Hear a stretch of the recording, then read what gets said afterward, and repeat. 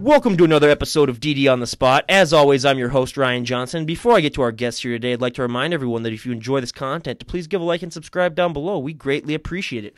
We have Hailey Delf here on the show. She used to be an IFBB figure pro, but now she's a women's physique division. She's also a trainer and a coach, and she's coming to us from the great state of corn that is Iowa. I'm also a fan of Nebraska, who's also renowned for their corn, but Iowa really takes their game. Hailey, great to have you on the show. Thanks for having me. I appreciate it. Absolutely. So why don't you give us a little bit of a backstory on what got you into the more healthy and fit lifestyle? What inspired you to start? Yeah, sure. So my story starts a long time ago. The first time I ever lifted weights and fell in love with the weight room, I was 12 years old. I played softball all through my life and then collegiately as well. And that's also where I got my start in coaching. So my first 10 years of coaching was in the softball arena collegiately. So after high school, college ball, I decided that I needed something else to do other than partying, which took up a lot of my time after I graduated. Drugs, drinking, just riding a motorcycle, doing things that weren't really productive to my health. So my husband and I, we started lifting again, and we were in the gym, every day. And someone in the gym said, Hailey, I think you'd be really good at bodybuilding. And at first I thought it was just really stupid, that I would never get on stage in a bikini and it wasn't for me, and blah, blah, blah. About, 6 months go by, and finally I say, yeah, sure, I'll give it a shot. And I end up doing really well. And now it's my life. When you were getting started in just the weight training aspect of it, was that hard for you to sort of figure out what works best for you specifically? Because I always like to give the analogy of if there are 100 people in a gym that you were to walk into, they're going to have 100 different ways that they train, 100 different ways that they do, exercises, how many reps they do, what they eat. Was that hard for you specifically to find out what you specifically adapted best to? Somewhat. I think that coming from a performance background, I had to kind of take a step back and look at what it's like to train as a physique athlete instead of just for power. So, my goals before were to hit a ball, out of the park. And now it's to look a certain way on stage. So I had to adapt and, make more of a mind-muscle connection instead of just throwing weights around. And I've been pretty lucky. I respond really well in the weight room. I have a good base from lifting when I was younger, but so far I've gotten with the right people. My husband's really good support system. My coach is great, and it's all about being a student. So I read a lot from other coaches, and I try a bunch of different things out. And at first, I responded like a beginner really quickly. And now, as I go, I can try out different techniques, and it's really just, a science experiment. So yeah, it wasn't super tough to figure out, but trial and error definitely works. What was the most surprising thing that you learned about the weight training in particular when you were starting out? Probably how much volume that is required to really change. So I think a lot of bodybuilders will agree with this. Some of us have really good body parts, and some of us have some body parts that are really lagging and that we have to bring up.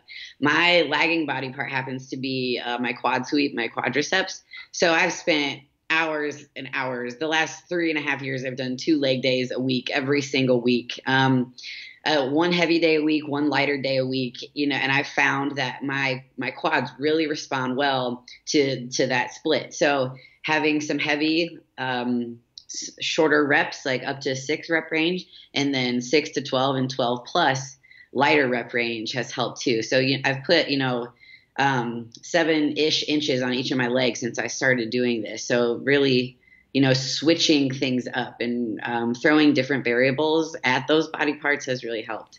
I 2 days a week doing legs. I can't even think about that. Doing 1 day a week is just, for me, it's just like, oh my God, I'm dead. I'm 6'3", so doing legs is kind of harder for me, especially with the squats and everything. Just getting down low, that was always kind of a different. I am not a flexible person at all. It's all just lengthy before I started working out. So that was, leg day is probably my least favorite day by far. I'm 5'2".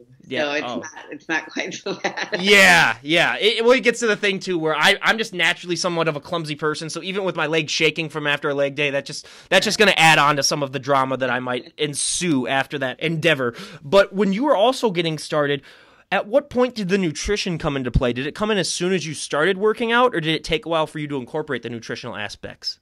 Oh yeah, right away. I think that that was probably the biggest part for me.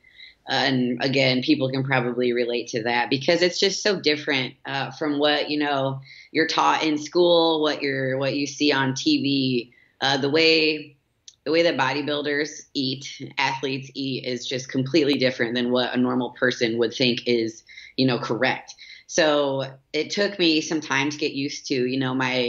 My health wasn't the greatest either when I started. I had a lot of hormonal issues and thyroid issues that I needed to, overcome or fix. And the diet really did play a big part in that. But yeah, the nutrition right away, like that has to be there in order for you to get anything out of your training, I think. And when you were starting out, at what point, how long did it take before you had people coming up to you and saying, hey, you should really consider bodybuilding? Was that early on, or did it take a couple of months? A couple of months. So my husband and I, Davenport, Iowa is our hometown. So we knew a lot of people in the gym that we were training at. And my first coach, she was a friend too. So she kind of, had her eyes on me because we had lifted together when we were younger too. So she said, you're athletic, you put on muscle really easily. We should try this out. So she was probably the first one, and my husband wasn't really into it either at that time. Now he's like the biggest fan of the sport ever. But a couple months later, people, they respond, not just your hard work, but what your physique shows. So after a couple months, people started to get an inkling that maybe I was really serious about it. Mm-hmm. And that continues to go. The bigger your goals get, the more and more people kind of catch on or, doubt you or support you as you go. You are actually the first female that we've had on that's actually said that she started weightlifting when she was very, very young. A lot of them usually pick it up, during college or afterwards. What was your main inspiration by starting so young? Because it is kind of rare. I mean, even for guys, most people don't work out when that young. At 12 years old, what really inspired you to start lifting then? So I wasn't really a gifted skill athlete. I love softball. I loved it so much. It served a really big purpose in my life. It got me through school, it helped me get my education. But I was a pitcher in high school. I played center field in college, and I just wanted to be big, strong, hit the ball hard, strike as many people out as I could. And, 5'2" and a $120 in high school, that wasn't going to cut it by itself. So I had to do something to, put myself at the top and make the varsity team. And that's definitely what it was. I wanted to succeed on the field. So I figured, that's probably the easiest way to do it, is to make myself as strong and as good as I can. Another reason I hate leg day as well, because I was a pitcher myself, and that is all legs. That's all they have you do is damn leg workouts. I hated it so much, but I still did it just because I love playing baseball. But yeah, I completely get that with the working out for the sports. I mean, I was playing, football as well, so that was just a whole different thing for me, just starting to really work out too, even in high school, but just notching it up in college. But when you decided to do a bodybuilding show, like you said, you kind of had second doubts about going on stage in front of all those people. Like I always say, if you were to poll the general population, you would get like the lowest single-digit percentage wise for people that would have the courage to go and do that. Was that something, like you said, you struggled with, but what were ways that you used to sort of cope with that and sort of overcome that? Because we have people on here that just say, you know what, I've been working my tail off, I'm just going to go and show it off. Was that kind of like your mindset? No, to me, it was the competition. I like to win. Going and beating other people has always been a real motivation for me. I like to get a first place trophy. I like to push myself, as far as I can, win when it's me against me, and then also win on stage against others. So I don't know. I think it's just the competition side of it. So I've been on stage. Being on a field, I was a cheerleader too. Like, performance isn't really the hard part for me. So getting up there wasn't hard. But definitely the motivation to show off what I had done would be to win. So, it wasn't really like a bucket list thing for me. Like, let's go try this out, have fun. I probably was like the least fun person because even being a novice at it, I wanted to kick everybody's butt. Hey, that's the drive that you got to have if you want to be one of the best. Absolutely. So what was it like? Because you said you started out in figure. What was it like wearing those heels? Oh man, it's not fun. They make me like 5'7", so that's cool. But those are rough. And anybody who says anything about the bikini and figure girls walking around in 5-inch stilettos, that takes some serious talent. And when you're in a little bikini walking around in those, and you have a tan and makeup and hair to worry about, it's tough. But that's a cool part of those divisions, I think. I always say I would pay my whole entire life savings if they made the male bodybuilders wear high heels then when they walked on stage. That would be the greatest sight to see that I'd ever see in my entire life. I would pay big money to see that. But we also, for our second guest, had Casey Shepard on the show, who used to be the tallest female bodybuilder that competed ever. She's 6'2", and then she had to wear high heels. So I was like, okay, that's like me wearing high heels. I don't know how you did. And she's like, yeah, I was like 6'7" when I was wearing those heels. And I was like, come on. I was like, don't they put these ladies through enough already with all the dieting and everything like that? You got to make them wear high heels. It's just, that is the one ridiculous part to me. But I always like to bring this up. I'm one of the most, palest person that you'll ever meet. Just typical pure Scandinavian blood that's, you can't go out in the sun. You're going to get burned. So I've never been able to experience what a true tan feels or looks like. What was that experience like for you the first time putting that tan on? And everyone always talks about, seeing those muscles pop out and seeing muscles that they never even knew that they had. What was that like? That was actually the first time I'd ever even had a spray tan. So a lot of girls are like, oh, well, it's just like a spray tan, but like crazy. And I didn't have anything to compare it to. So it's weird, what you use, like Pro Tan, Liquid Sunrays, Jantan, whatever company you use, the spray tanner, like you see this color in their the sprayer, and you're like, that's black. What is that going to look like, for all the competitors? And it's called, I can't remember what they call it, the color, but it makes you so dark. It's so crazy. But, it's true. You get under the stage lights and everybody's just completely washed out. So it's a necessity, and it really makes you look awesome. So that helps you show off your hard work. The skin prep for it. Has anybody talked about that before? No one has ever talked about the skin prep yet, so we can elaborate on that. Yeah, so like you, I'm Scottish, so I have pretty white skin too. So I have to tan for a long time just to get a base color so that I don't look ridiculous when I get the tan on. And then the week leading up to part of your peak week protocol, you have to scrub your body with salt or sugar scrub like 3 or 4 times. You have to moisturize daily. Like your whole body has to be covered in lotion a couple times a day. And then before you get your tan, like the day before or the morning before, you have to shave your whole body. So I'm pretty lucky. I'm not very hairy. But like when my husband does a show, oh my gosh, it is just ridiculous. That would take me at least 2 or 3 hours just alone. Yeah. Right. So yeah, it's because the spray, the tanner actually will stick to all of your hair follicles, and it takes a much longer time to dry. So having exfoliated, moisturized skin, but it has to be pH balanced too. So you have to use a pH balanced body wash. It's all pretty crazy. There's a million things that can go wrong. So the more you do it, the better it gets. Well, they better not be having any of these competitions like up in the Midwest during the winter, because I don't want to be all completely shaved, have my body shaved when it's super cold outside. Right. No, thank you at all. Right. So yeah, it's one of those things that people don't realize, because they look at all these athletes and then they're like, oh, that tan look, it just makes them look so good. But they have no idea the process that happens when you go in and do what happens, how you get it applied. I mean, that's just one of those things that I've really, really loved to hear the backstory of. And people don't realize too, another big thing that I hear is that it's going to be stinky in the back room, because no one can really, you can't put deodorant on, you can't put anything on because it'll smear it. That's one thing I never really understood. So I was like, for any of the guys or girls out there that go to the shows just to look at the people or whatever, do not go backstage, because you might not like what you smell back there. So no, you definitely don't. When you're completely done, that shower is just amazing. It's like the best shower you've taken. Yeah, I had a similar experience. We went to a camp up north in like 5th grade, and we didn't shower for the entire week because they didn't have anything for shower-wise up there.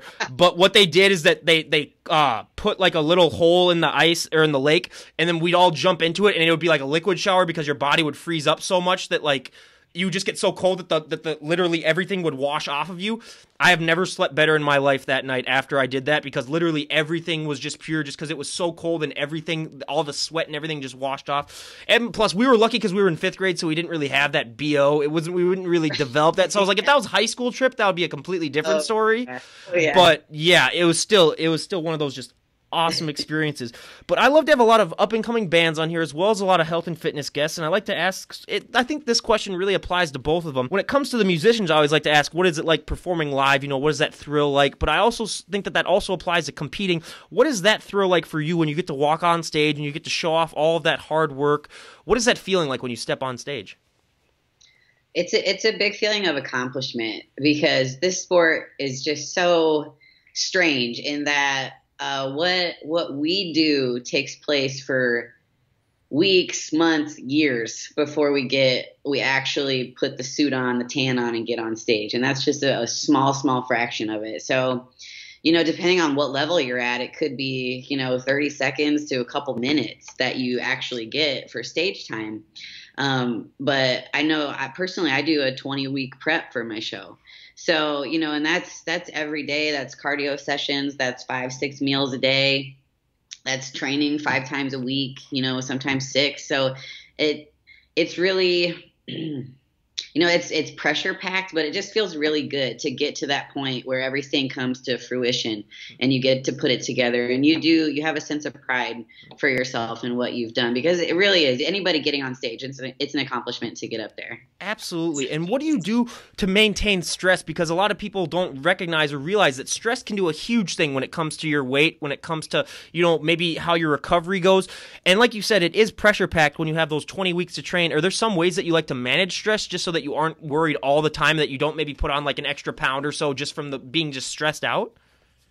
Yeah, I know I consider myself lucky in that regard, because for some people, I think that bodybuilding and shows are the hardest thing that they've done in their life. And I've gone through some things that make bodybuilding, you know, seem like a really fun hobby.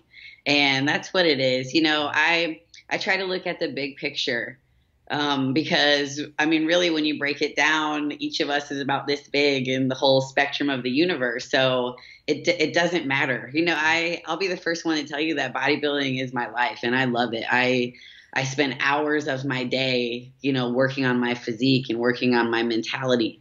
But when it comes down to it, it's a moment of enjoyment. So a lot of people are their biggest enemy when it comes to that day. But I think that that's part of the growing process for anybody, for any athlete, you know, anybody that's trying to do a speech, just anything that's important. You have to have the confidence in yourself to know that you're going to pull it off, and focus more on what could go right instead of what could go wrong. Because, you know, when there's no chance of failure there, then the success doesn't even seem that great. So you have to focus on, you know, the best outcome, and stick with that and put a smile on your face, and not let the things that could go wrong bother you. That sort of wanted me to do a little quick promotion. In 3 weeks, we are having the last man to ever walk on the moon is coming on the podcast and talking about that experience. And if anyone's going to tell us about how small we are in the universe, that man would probably be one of the people to do it. So that's just a little plug and a little shout out. She sort of mentioned something similar to that, and that was actually really cool, because like I have those thoughts all the time whenever I think about my problems. Just think, in the grand scheme of things, does this really mean anything? This problem that I have? And I was like, you know, that makes it feel a lot better. And I always say, like you said, some people, bodybuilding is the toughest thing that they've went through, and that you've went through way worse. I'll always tell the story. There's a guy in my gym. I do a lot of my workouts from home because I'm lucky that I have the stuff set up. But when I go to a gym that I go to, there's a guy there who was ex-Navy SEALs for like 20 years. The toughest, hardest guy I've ever met in my entire life. He's the guy that will come in and be like, yeah, I haven't slept for 56 hours or whatever, but I got to get my workout in. Just because that's just Navy SEAL training. They're just trained to be like that. And I'm like, how? Like, what are you doing? Like, go to bed. And then but yeah, he's just, when I think about that, I was like, for that guy, yeah, bodybuilding would probably just be like a cakewalk for some. So yeah, it's just, it just depends on your mindset too, as well. And I always love to ask this question. A lot of people don't realize that when you are on stage and you're, you know, showing off all that hard work, people don't realize that you've manipulated your body through all the nutrition and working out into looking a certain way, and that's not a sustainable look. A lot of people look at bodybuilders and they say, oh my God, they must look like that year round. They just must be shredded all the time. They look like that for probably that day and that day alone. And then for some of them, we've even had people on that say even that night they've started to put on pounds, and they've started to, and some people, their body fluctuates, hourly when it comes to show day. And then especially I'd say a week after, a lot of them have gained on so much weight, and you gain weight back. But mentally, how do you deal with that, knowing that, like, hey, I've worked my tail off, but I'm only going to look this good for this certain amount of time, and then eventually I am going to put back on weight? Is that hard for you, and how do you deal with that? So there's a learning curve there for sure. I think we talk about this so much, and I don't think there's any really right answer to it other than, social media has such a big influence in this sport, and people do have the conception that we look, at our best, our shredded, our stage leanness all year round, when really it's just not maintainable like that. It's an attainable physique, but to maintain that it's actually just stupidity. So responsible competitors can see that, we do this because we love the sport, and we should love our body the same. So, for women, you need to be well above 10% body fat, and we're women's physique figure. We're much under that on stage. So we had one guest on who was at 2% when she checked in. Right. So, yeah. I mean, it's seriously crazy, and everybody holds their body fat differently. So, when you get low enough, women struggle with, our reproductive system changes drastically. So we get amenorrhea, the loss of period. It's something that's definitely not maintainable if you'd like to maintain your health in the long run. So, physically, your body's going to want to put on weight eventually, or put on a healthy amount of body fat. So the real problem is psychologically or mentally, how do we really deal with this? So, at first I was not good at this, not good at it at all. I mean, it bothered me. I wanted to, keep abs all year, even though up until that point, I never had abs, even as a performance athlete, I didn't have abs. That's just not how my body's set up. So now, you have to understand, and I tell all of my athletes this too, leading up to the show might seem pretty difficult. The diet and training might seem tough, but nothing compares to what it's like to reverse out of a show and kind of back yourself out into a normal, quote, normal lifestyle. So to really be a true competitor, that's the highest part of the bell curve there. And then you go down the other side. That's the top of the mountain. Getting down it is going to be just as hard as it was going up. So you have to realize that ahead of time and make sure that you have the mental fortitude to get through that, and make a commitment to yourself, and have somebody keep you accountable, because it's true. When you get off stage, more than likely everybody's going to have a big meal. If you don't, you're crazy. But you're going to eat something maybe that day, the next day. But most of the time you get back on track, or you're supposed to. A lot of people don't. But it becomes a self-control issue at that point, and what you really care about long term. You have to have the willpower to shut that off, because if you don't, you have to realize that your body's going to want to store body fat. So you have to work with yourself, and no, it's not hard. It's not easy. It's the hardest thing you're probably going to do in that whole cycle of competing. But if you'd like to, make it, one, easier to get in shape again, and two, like the way you look for a while, you have to respect yourself and, be self-aware and take it very slowly. I absolutely couldn't agree more. We always see some of those cases where people who don't know how to properly do that, sometimes it can even end up fatally, because if you stay at that low of a body fat percentage, that can cause some really, really bad harm to yourself. That, I mean, obviously, like you said, it might not happen like within the next, year, but maybe like 10, 15 years down the line, it could really, really have affected you just because your organs might not be able to take it. We see sometimes of all these bodybuilders dying at like the age of 30, or they're dying younger than they normally would, just because of the unhealthy ways that they've dieted or other things. But it also kind of leads me into when we talk about one of my biggest pet peeves is shows like The Biggest Loser, where they have people go on that show, they have them work out 14 hours a day. Obviously, when you work out 14 hours a day, you're going to lose weight no matter what you eat or no matter what you do. And then when these people lose like 80 pounds and they go back into the real world, they weren't taught the proper ways on how to keep the weight off. So then when they go back into the real world, they'll gain 150 pounds, so they'll weigh even more they did before they started. So it's just all about also learning ways to keep the weight down. And then for bodybuilding, it's also about, just learning to accept that your body is going to get bigger, and in the long run is very, very healthy for you. Like you said, it's a lot of it's mental, and a lot of it is just willpower, which is something that I really think bodybuilders exemplify some of the most in society. And I just really give kudos to you guys, because it really is something. It's really all mental, and it's just such mental strength to put your body through that constantly. It really is something to be admired. But I always also love to ask, because this is probably one of the things that I found out when I started working out in college and getting bigger and putting on more muscle. Probably the one unfortunate thing for me is that you're going to get asked to move a lot of people's furniture. You're going to get asked to open a lot of pickle jars. You're going to get asked to do a lot of things. Hey, Ryan, can you help me unscrew this lid for this thing or whatever? Hey, Ryan, we're moving. My entire summer is booked with weekends of moving people's furniture because they're moving out, and just I've come to accept it. But has that ever happened to you or your husband, and how do you guys deal with that? Oh, it happens to my husband a lot. So he has a truck too, so that doesn't help. Oh, yeah. If you have a truck, everybody's gonna want to ask you to help them. Yeah, but it's funny that you say that. I tell a story sometime. At a gym that I used to work at, there were a couple guys moving a tanning bed in, and this thing. It was a stand-up bed. So it weighed, I don't even know what it weighed, but like one portion of it that they wanted me to help with was probably 700, 800 pounds. They said, hey, you stand back and you hold it up while we, pick it up and put it on the rungs that it's supposed to be on, and I kind of looked at them. They're like, "What? You're really strong." And I was like, "Yeah, but they were two full-grown men, so there's a difference in strength there for sure. Even if I am, pro bodybuilder, there's a difference there." Yeah.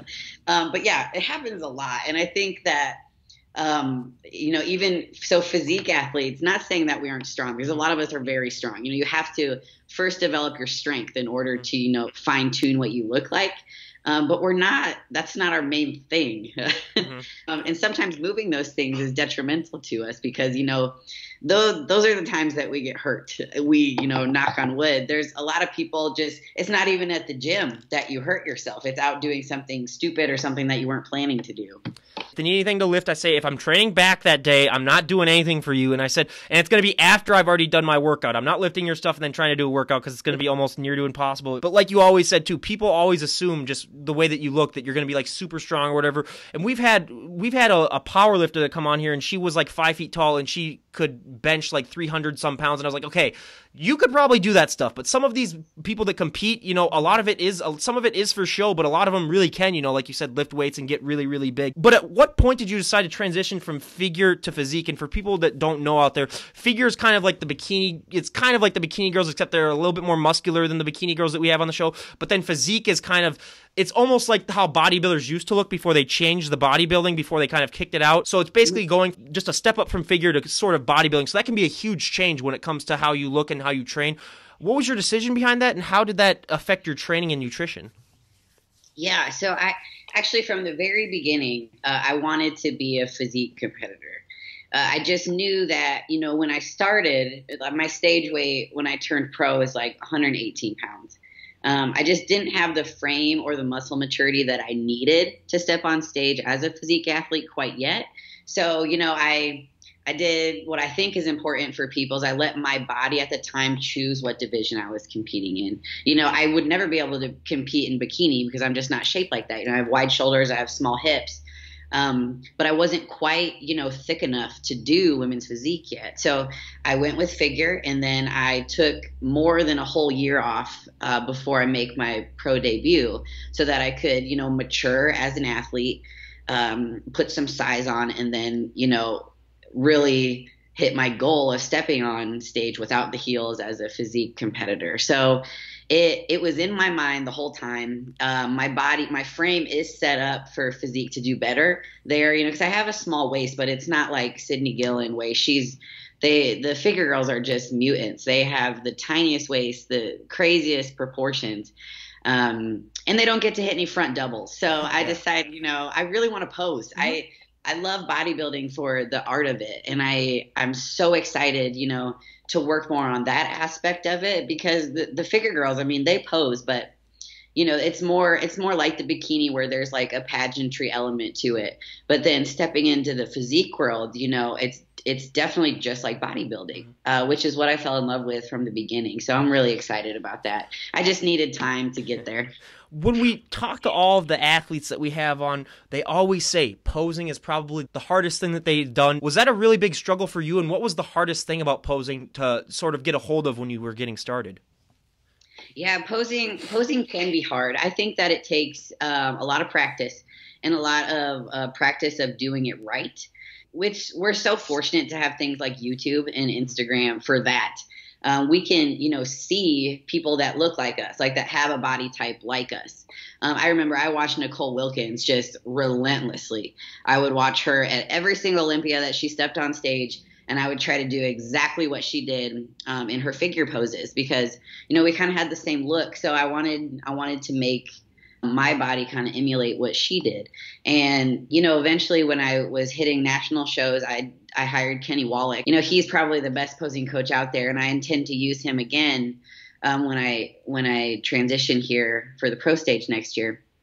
But it takes somebody with an eye and somebody that knows the way that you communicate. So it's kinesthetic learning. We all have our learning styles, and some of us pick it up very quickly and some of us don't. So it just takes the right person to communicate with you. And that's a big thing for me. So I used to be a high school educator. I used to teach before I started training. Yeah.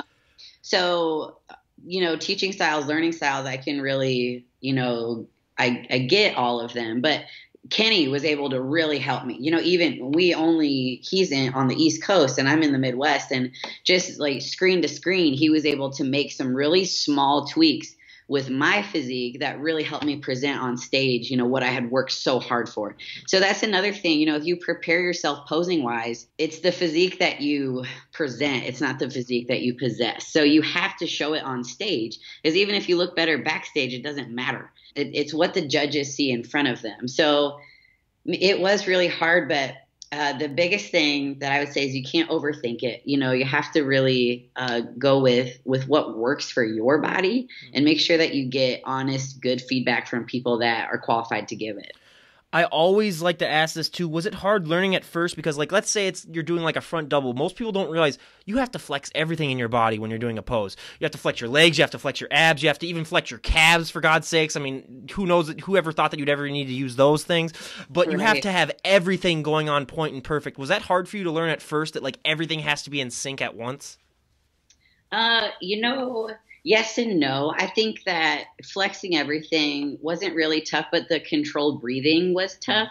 Being a pitcher, there's like a rhythm that you get with when you throw. So your presentation and your wind up. You just gradually it becomes like second nature to you when you throw your pitch. So I understood that part of it, but kind of putting it into like a statuesque thing on stage was hard, because you really have to control your breathing and your core has to be so strong and you have to be able to keep your abdomen tight. So that was probably the hardest part. And then, conditioning, yes, we have to get lean and hard to get on stage, but posing conditioning is a real thing too. You have to practice because whoever the head judge is, they might hold you in some of these poses for forever, it seems like. And after a posing session, you might be even more sore than you were from your workout, just from, flexing so hard. But I think the breathing was probably the hardest for me at first. Absolutely. I always remember, even being a pitcher, I would just practice my windup without even a ball in my hand. I'd practice it hundreds of times just to get that muscle memory down so that you can just do it in your sleep. I haven't played in 6 years, but I could still do that in my sleep. It's just so ingrained. Yeah. And same thing with swinging a bat. So you really got to train your body to just be like that. And probably my favorite question to ask all of our health and fitness guests on the show is, and I always tell everyone in the audience out there, this is a multi-million-dollar idea if you come up with it. So I'll give you the trademark and the patent. When it comes to, especially women who are very big and muscular, your clothing options are very limited. They aren't going to make a lot of things for you. Like you mentioned with broad shoulders, you're out of luck when it comes to dresses. A lot of complaints that we get is that you can never wear jeans because they don't build jeans that have for the big glutes and thighs. They don't build them that work like that. So what has that struggle been like for you, and how do you sort of compensate for the fact that you have limited clothing options? Yeah, so you don't really catch me in anything other than spandex, that's for sure. We off season, in season, cutting down. I think I have probably 4 different closets for the different type of body that I have. So it's, I have like my XLs and they go all the way down through smalls, and it really just depends on, how you look that day. So it is hard at times because, when you're cutting, it's not so hard. But once you start putting weight back on, the thing is you have to dress that a way that's complementary to your body. So as we get leaner, us girls, especially dudes too, you show a little more skin, but as you start to get uncomfortable with yourself, you start packing on the layers. And it is hard trying to, I was at the Olympia last month, and I was working, doing some interviews, and, finding a dress is just hell. So, cause some of us have big rib cage. I have a big rib cage. I have a small waist. It's rough. So pretty much everything's sleeveless and everything is stretchy. But you have to be patient with yourself and just know that, you might seem underdressed sometimes, but that's just the body type that you have.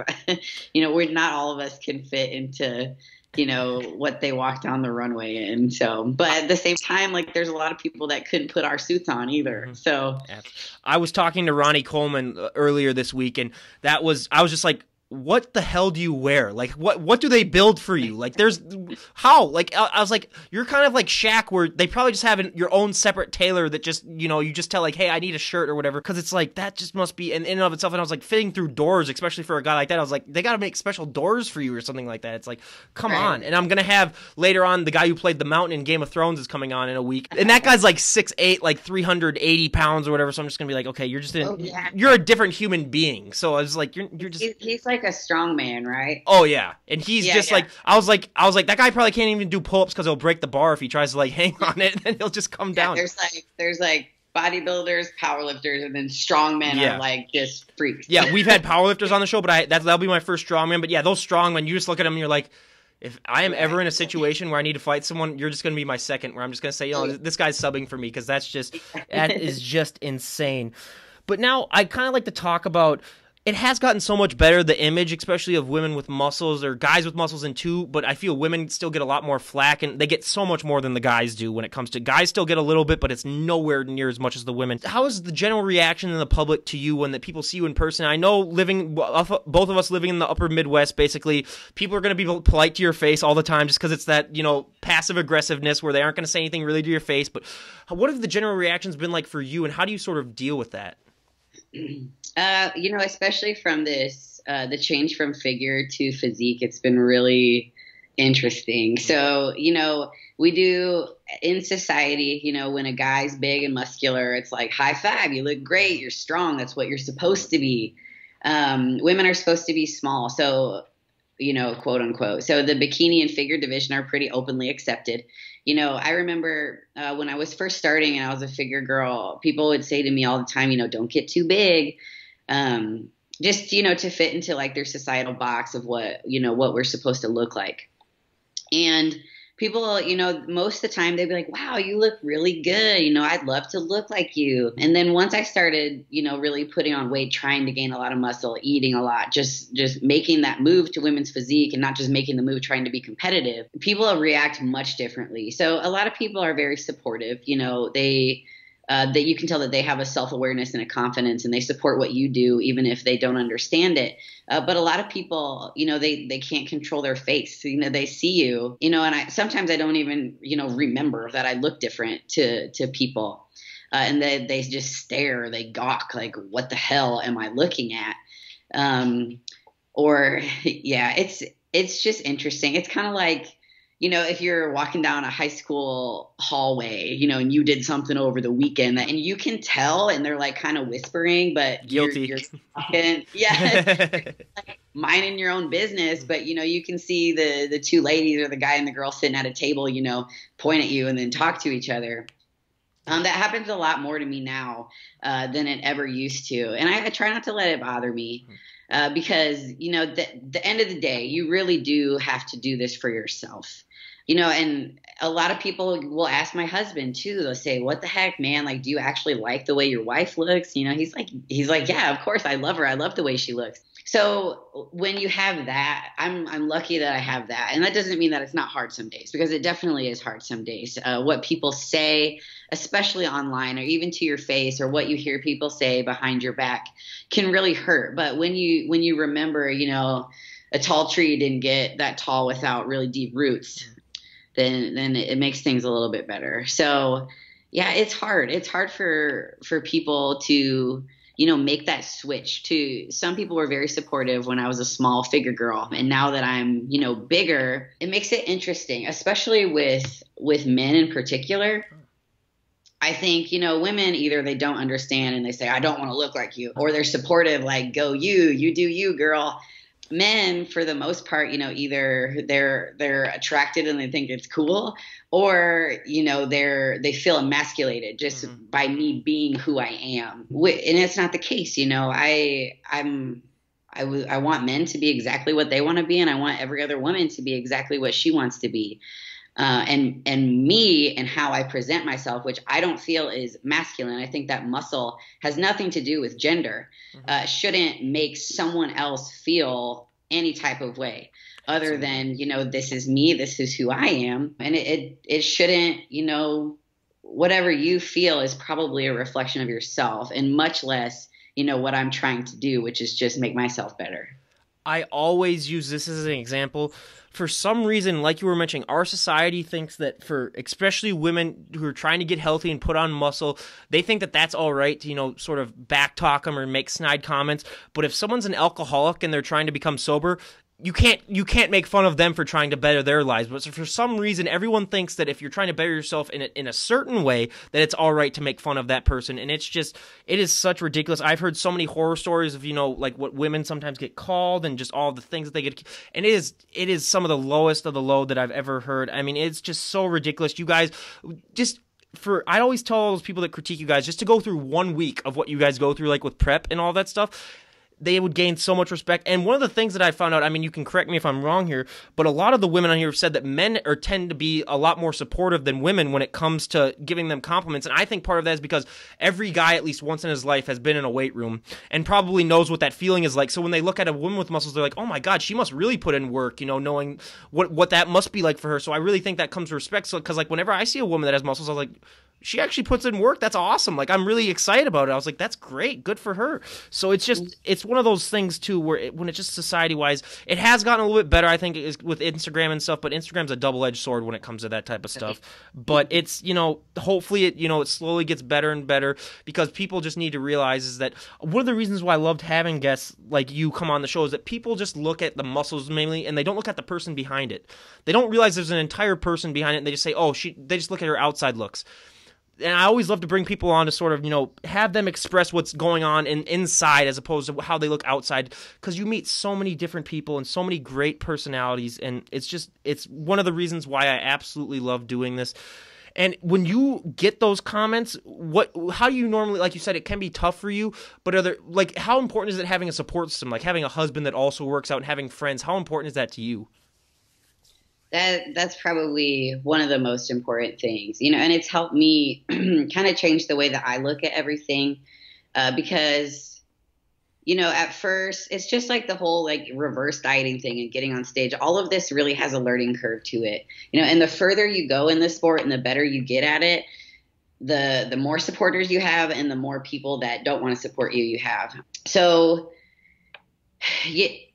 at first, I would say that I would respond, with anger and not understand, because I didn't understand why people, didn't understand me or didn't, care to try to see my side of the story instead of judging me or telling me that I was wrong in a sense. And now, it almost fires me up more now, just because I'm taking this to another level. I'm trying to be, not just somebody that steps on stage at the physique level. I really want to be competitive. I want to be the best that I can be, and I want to be the best on the stage that I step on. So if people don't, gawk, if they don't say something, then I don't think I'm doing it right. And, as hard as that can be, sometimes that's a sacrifice that I'm willing to make for my end goal and the happiness that goes along with this lifestyle for me, because somebody has to do it. And I used to look at it as, like, why do people say this to me? But now I see it as, it's my responsibility to, come on your podcast and to, make posts about when people do downgrade or make derogatory comments to muscular women like me, and put it out there for people to hear, because you're right. Nobody would accept someone degrading an obese person for trying to look better. Nobody would say that to an alcoholic, even a drug addict. So when people are trying to be healthy and live the lifestyle that they want to live, it's okay, except for when it comes to, female muscle.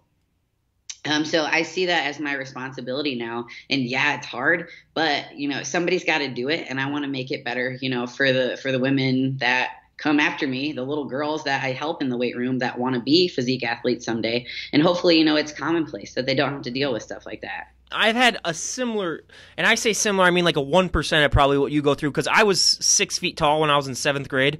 So I was that one kid where I was just the tallest guy there. So like getting the looks, I got used to it for like 2 years, and then everyone started to slowly catch up to me. Like I was one of those kids where I stopped growing when I was like in 8th grade. So I got used to being the tall person for like a year, and then everyone else is, for some reason, all of my friends are taller than me, and I'm 6'3", and I have like a set group of like 8 guys. They're all like 6'5" or taller, and I don't know why. There must be something in the water where we grew up, like, because they're all just giant and huge. So we're just, whenever we walk into a room, like all the girls, their heads turn because they're like, who are all these 6? What the heck? Geez, good God! And then yeah. So it's it's one of those things where I'm lucky. I'm the perfect height, but some of them are like 6'7", where that's like a scary height. Then where that's kind of like freaky, where girls look at them and then they're like, what is that? Like that's too tall. So I got lucky in that category. And like I always say, for anyone that says, a lot of these bodybuilders, when you meet them in person, some of them are pretty short. So like guys who think that like they're trying to emasculate you, I was like, just go up and meet her in person. She's 5'2". As soon as you go and see her, you'll be like, oh, okay.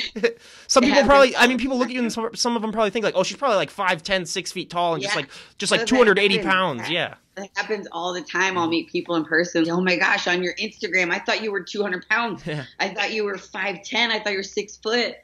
Like I don't know. I'm like, no, I'm just, I'm 145 pounds. I'm 5'2". In my off season, on stage, I'm much less weight than that. So it's really funny.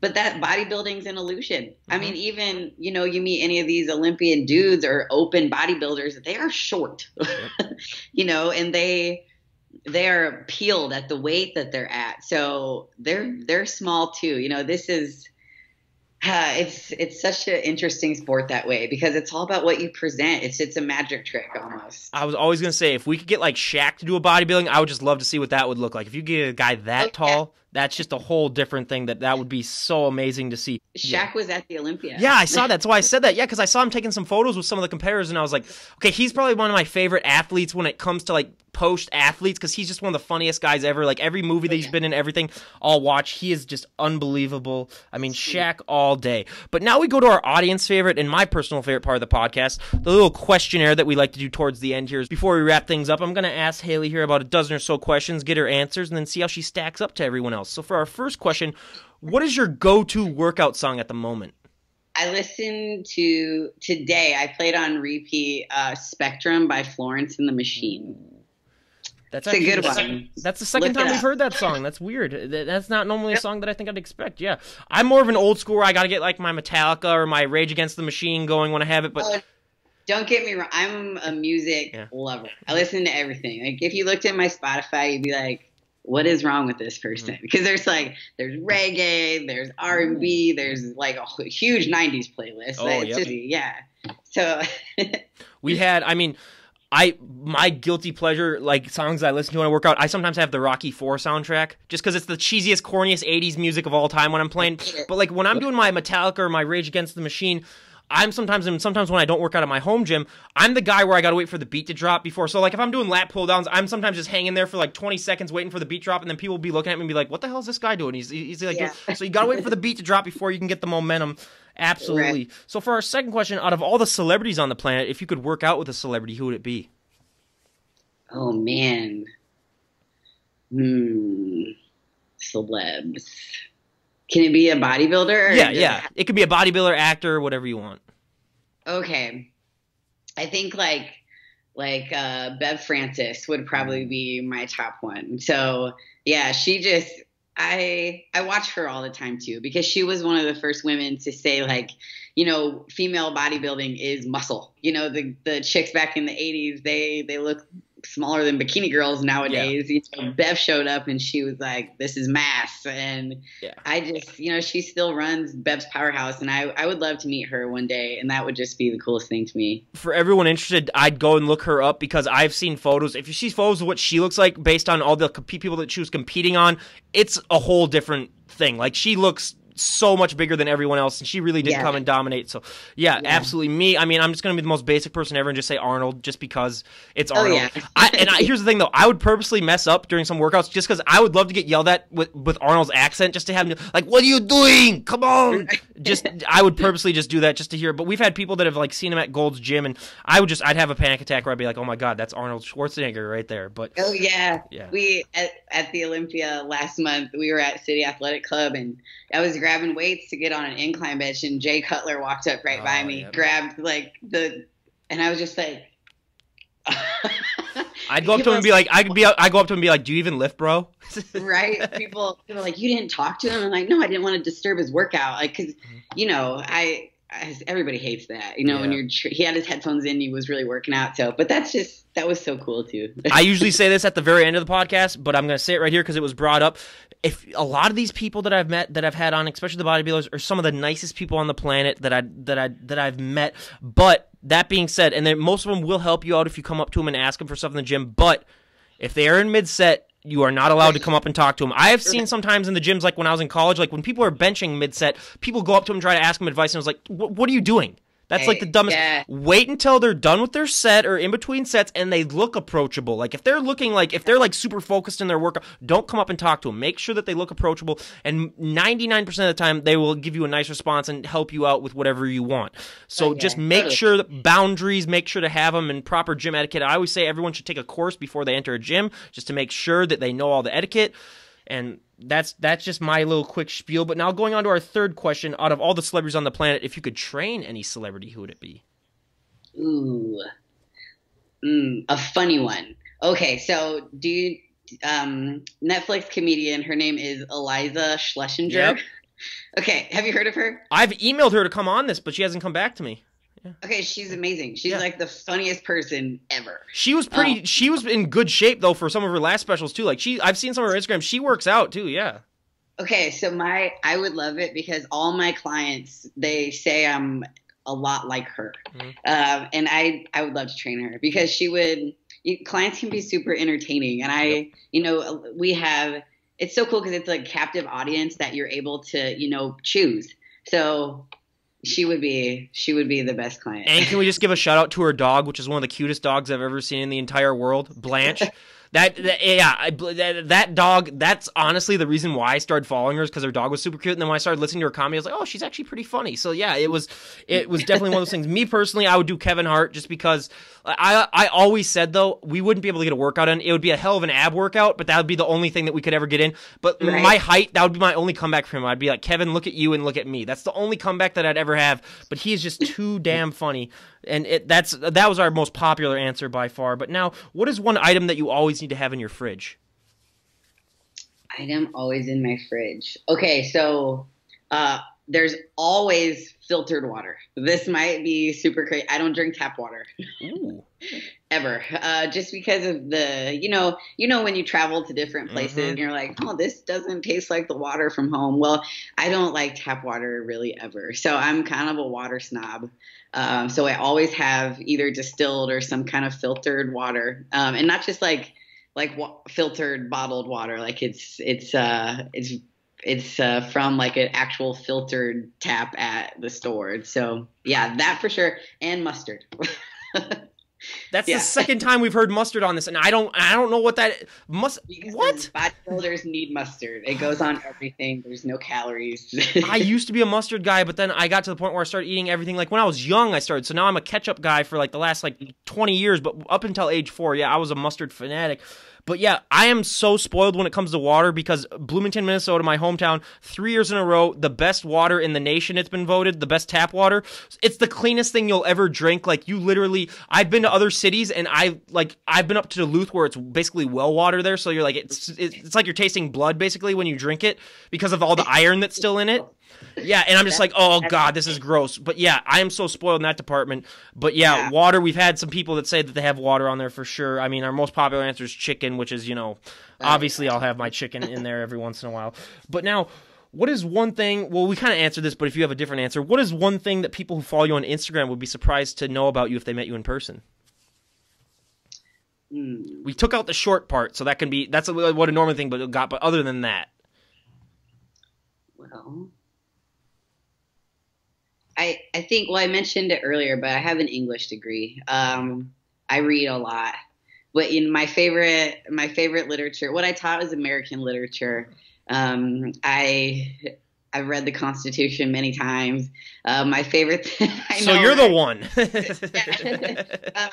I taught that. My favorite thing was to teach like pre-1776, our country being established literature. So like anything from the Salem witch trial, the Puritan era, that's my jam. So I'm a direct descendant of some of the Puritan of the Mayflower people. We traced all of our lineage back to that. So I was like, yeah, my grandparents were crazy too then, I guess, at one point. So yeah. But how are you able to read that stuff? Because the English is so hard to read. Did that really take a lot of adjusting to, like the ye olde everything and just the way everything's spelled? I couldn't do that. Yeah, so most of that's not in Old or Middle English, but it's different, definitely different way that they spoke. So I'm just good linguistically.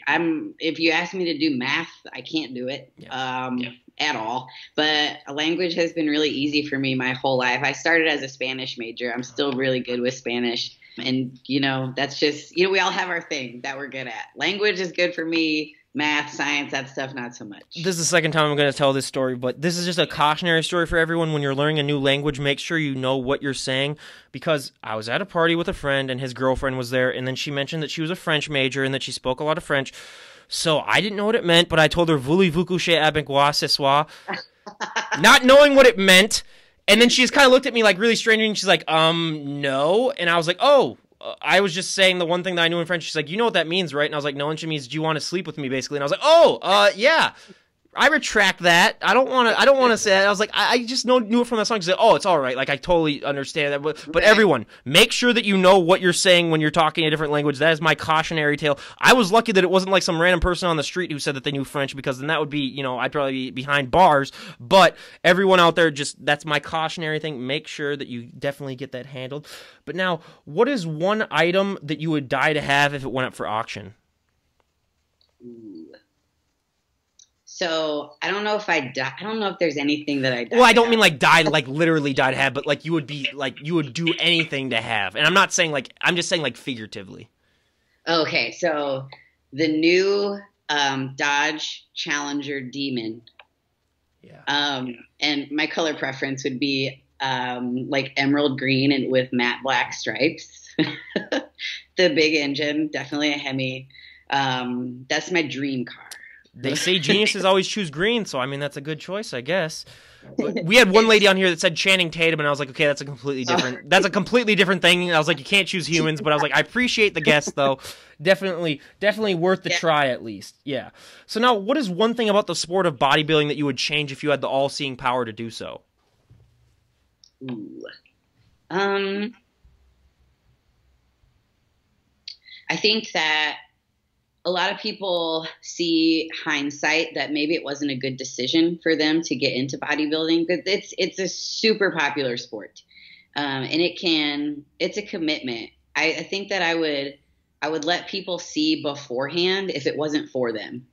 There would be a way for people, if they wanted to try it out and have fun with it, great. But the people that invest so much time and money and eventually figure out, that they hate it, or that then they think that it ruined some aspect of their life. Maybe there would be like a screening process for that, instead of just, throwing everybody in there and, sometimes hurting their health or wasting money or whatever. But like a pre-screen. That would be nice. Yeah. What is your favorite flavor of ice cream? Well, I am allergic to vanilla. So, and vanilla, I know vanilla's in everything, but there are some ice creams that do not have real vanilla in them. So I can have like the fake stuff. It still freaks me out though to have fake vanilla because it tastes like real vanilla. But there is everybody knows Ben and Jerry's. There's a non-dairy toffee almond crunch. It's so good. It's like the best thing. Even if you're like a dairy person, you should still try it because that's definitely our last 4 guests have said that same exact thing. So that's a new trend that we have. Me personally, you get me a Dairy Queen chocolate chip cookie dough blizzard, set for life. Simple. I limit myself to once a month. I get to go and have that, except during the summer. It's once every 2 weeks just because of the heat. But yeah, that is my go-to. So now, if you could have a superpower, what would it be? I think I would like to be able to teleport, like put myself from one place to another just very, very quickly. I'm just going to go with flying just because I think that would be really cool. But we had one lady on here who said, I'd want to read people's minds. And I said, that's the dumbest answer I've ever had in the show. It's like, you really want to hear what everyone really thinks about you? 24%. I would say you would hate everyone. You would never want to leave the house or do anything. I was like, I was like, in hindsight, in the beginning, that might sound like a good idea, but they have made movies like that and it has never worked out well for the protagonist. Believe me. So yeah, right. Make sure. And I know that's never going to happen, but still, make sure. Now, if you could sit down and have dinner with any historical figure, who would it be?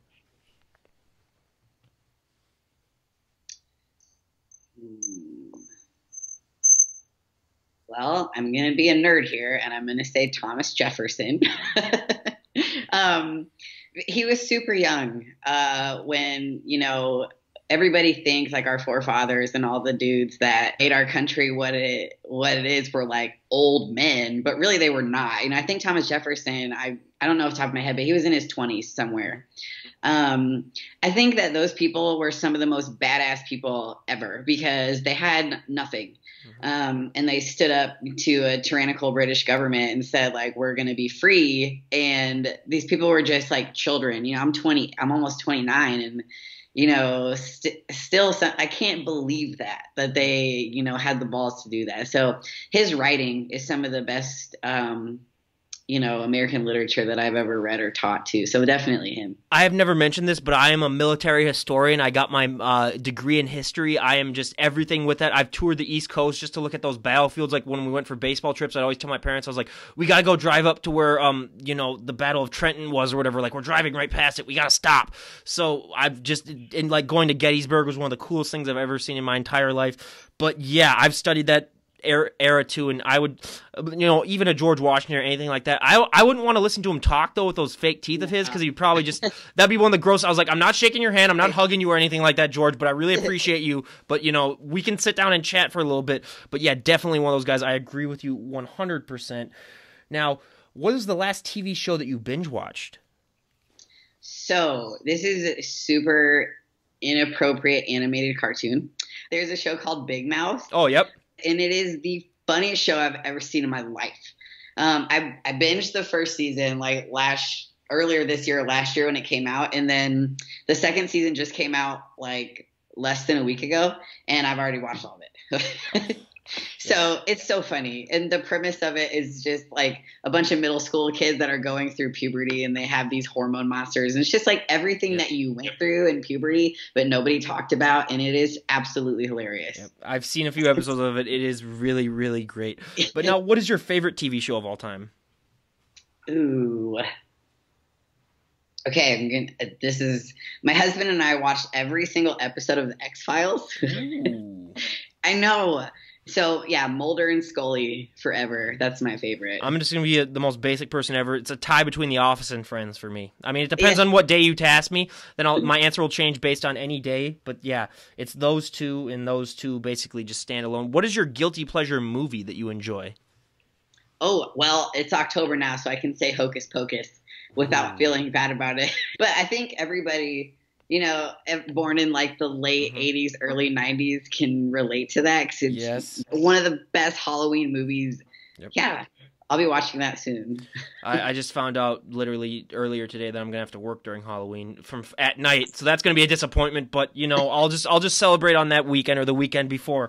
But yeah, for me, my guilty pleasure movie.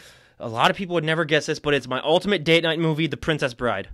That's my go-to movie. That is just, I can quote everything in that movie just from when I was a kid. I've been watching that. Yeah, that is definitely my go-to movie. And Halloween, I mean, I'm so excited for the new Halloween movie to come out. Me and my family, me and my dad and my brothers are just waiting for it to come out and watch it. We watch that every year, the original. It's just Halloween, yeah. I mean, well, for up in the Midwest, it's our last hurrah before we enter the hellish winter that takes us over. But we got 2 final questions remaining on the questionnaire part. I always ask my guests, every single guest, doesn't matter whether they're in music or whether they're in, you know, health and fitness, I ask these 2 questions.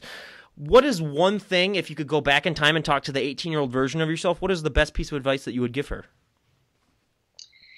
That's a really good question. So I would say, you know, be confident in who you are, and don't let other people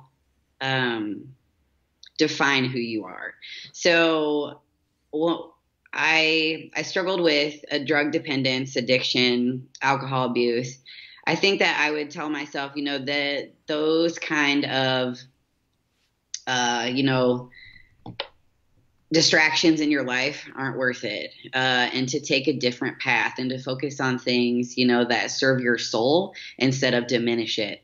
So saying, you know, to never start doing, you know, any narcotics or dabbling in any sort of drugs and not spend most of your time and money drinking would probably be the best advice that I give myself. However, it's hard for me to say that too, because a part of what makes me who I am today is the fact that I was able to deal with things like that. And I have, you know, mental clarity and direction and purpose now that I never would have had if I didn't have to go, if I didn't have to, but if I didn't make the choices to go through some of the things that I did. So I think that I would be a different person, but, you know, maybe being more self-aware at that point of what I was doing. So, you know, just having that kind of knowledge then, the knowledge that I have now then would have made a difference. Me, it would be realizing that you can't please everyone, because I was a big people pleaser back then. Just realizing that would be huge for me.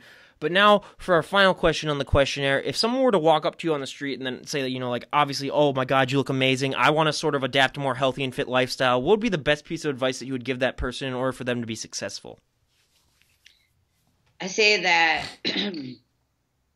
get rid of your timeline. So many people in our American society, you know, we think that everything is microwavable and instant gratification is king. So this is not there's not a goal. There's not an end point to this. You know, even becoming, you know, a pro bodybuilder, Olympian, whatever your goal is, there's no end point. You know, it goes forever. Your life does. So these are just like checkpoints along the way.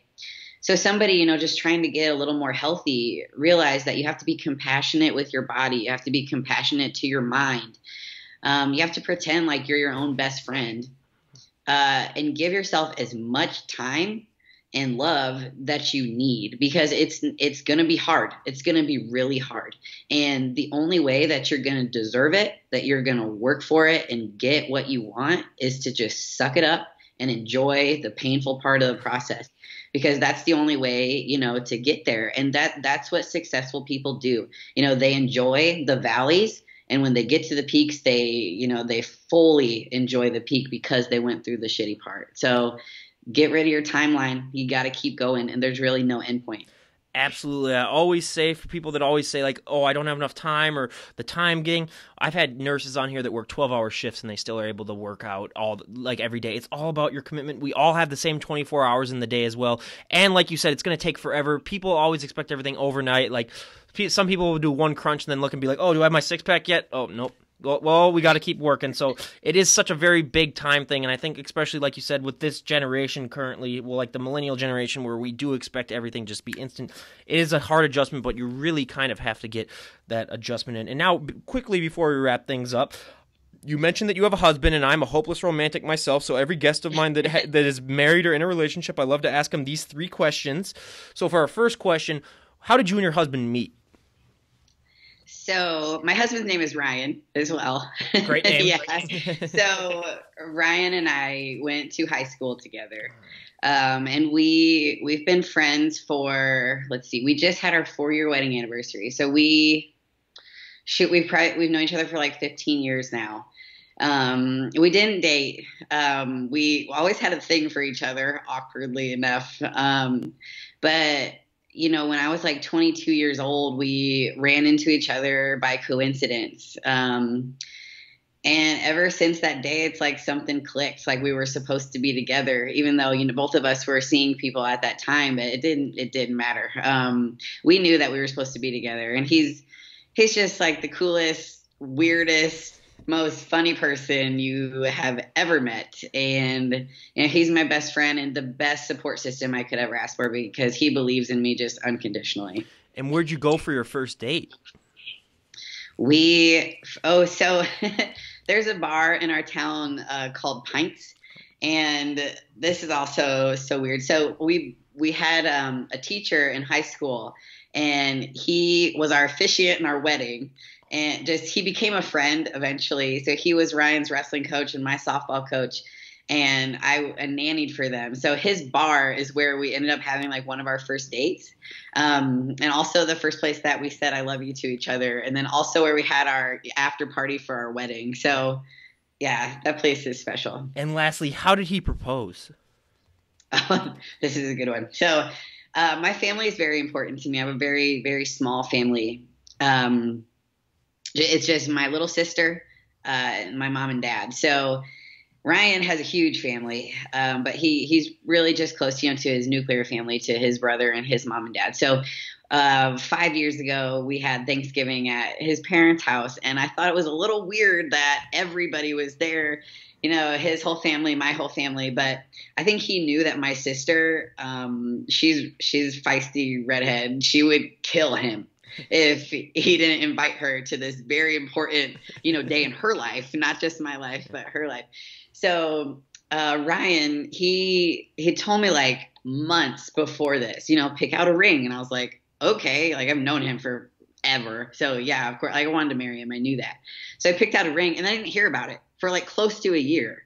So so Thanksgiving rolls around, we eat whatever, everybody's sitting down, and I could tell that something was like wrong, because he was nervous, and he doesn't get nervous. He was like sweaty and like just strange, like what's going on?